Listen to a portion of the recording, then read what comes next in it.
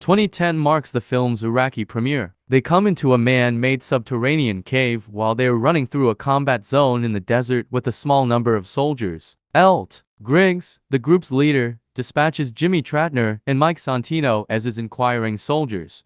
Jimmy is taking notes. Jimmy begs Santino to leave, but Santino produces a light and makes his way to the back of the cave across a stream of human skulls. He shines a light on the Latin writing on the cave's back wall. The camera light is flickering underground and eventually goes out completely. Hundreds of bats are seen flying out of the cave surrounding Jimmy and Santino as they scream and the night vision switches on. The year 2013 in New York. A deceased baby is discovered to be the very small bundle that Detective Ralph Sarchi is trying to feed mouth to mouth to. He is constantly asked to let go by the coroner, but he finds it difficult and is obviously impacted by the event. In the following scene, depicts Butler and Sarchi patrolling the streets of New York. Sarchi said they'll accept the call when they hear one regarding a domestic dispute case coming in. Apparently Sarchi has a radar that compels him to take cases that take strange, frequently violent twists, which excites Butler, an adrenaline junkie. The phone call concerns Jimmy Trattner.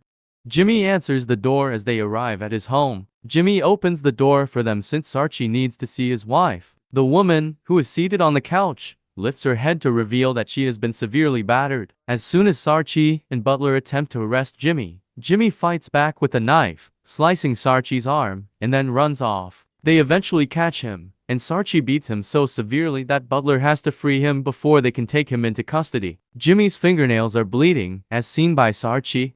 The two receive a call for the neighborhood zoo after Sarchi receives stitches on his arm. When they arrive, the responding officers inform them that a mother had thrown her 2-year-old son into the lion's pit.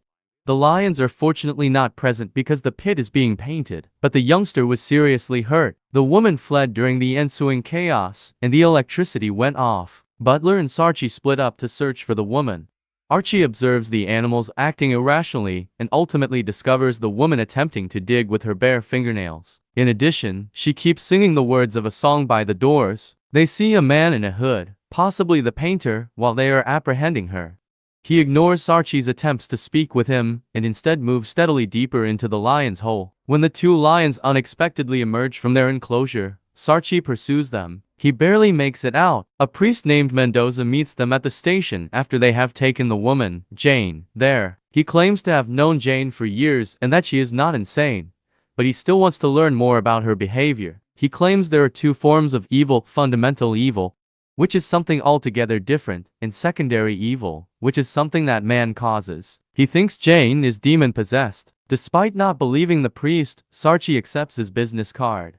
As the two are finishing off the paperwork for the evening, Sarchi receives a goodnight video greeting from his wife, Jen, and their small daughter, Christina. Butler assures him that the zoo will provide them the film of the events of the previous night within a few days. Sarchi overhears two other detectives discussing a case in which a woman had a call from her deceased father telling her to shut the door, the damn door, after he had been dead for 7 years. Sarchi offers to take the case off their hands after making the connection between the woman at the zoo, in this case the doors. He and Butler visit a residence where the residents claim to believe the building is haunted and that unusual noises have been emanating from the basement, which was freshly painted. They have no working lights in their home, no candles that will burn, and each time they change a light bulb, it quickly goes out. Butler and Sarchi descend the stairs to look around. The location stinks and hasn't been touched in a while. Butler goes upstairs to get some fresh air, and suddenly there is static on Sarchi's radio. He ultimately discovers Eld. Griggs's body, which had been wrapped in a tarpaulin, in the basement. When Sarchi questions the family, they recognize the painter in his portrait. They claim that there was a second painter as well, but they were unable to see him because he constantly wore a hood.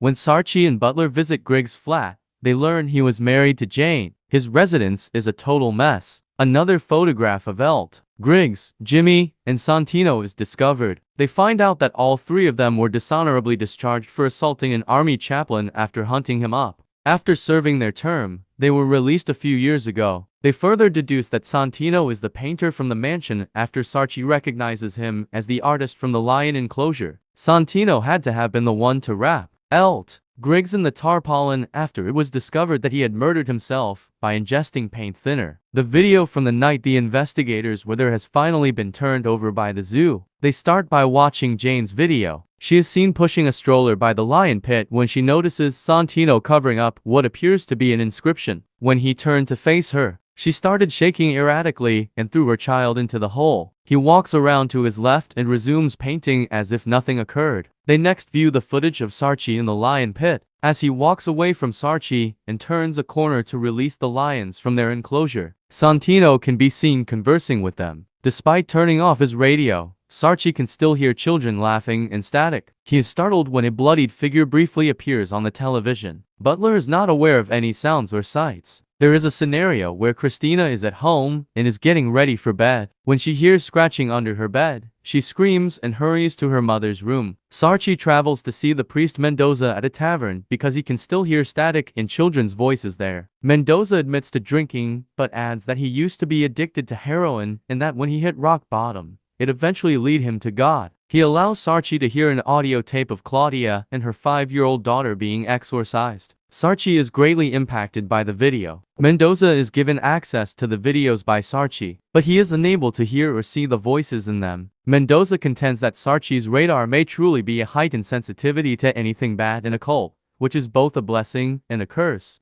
Sarchi's familial situation is getting worse throughout the film. In a mental hospital, Jane renders the doctor unconscious and flees. When Sarchi returns to Jimmy's wife's home, he finds the wartime recordings, including the one at the opening of the movie. Despite the fact that Jimmy is no longer in jail, Mrs. Tratner claims she hasn't seen him since his incarceration. Sarchi watches the video and notices the inscription. He finds the inscription to be present everywhere Santino is seen painting, including Jimmy's apartment, the haunted mansion, and the cave in Iraq. The inscription, according to Mendoza, represents a gateway to hell. This explains why portals like the door as a form of reference are used so frequently. For Mendoza to offer any additional assistance, Sarchi must confess his sins to God. Sarchi sees Santino entering the apartment building again before he has a chance to act. He enters his apartment with Butler, but he isn't there. When they attempt to pursue him but become dispersed, Sarchi is attacked by a possessed Jimmy who materializes in the basement and Butler becomes entrapped on the stairs. Jimmy can be restrained by Mendoza using his crucifix. Santino kills Butler with a knife on the stairway. Jane jumps to her death upon Sarchi's car as he is returning home. When he answers the call from Jen's phone to report it, he finds out that Santino is on the other end and that his wife and daughter have been abducted. He rushes home to look for Santino and make a backup call.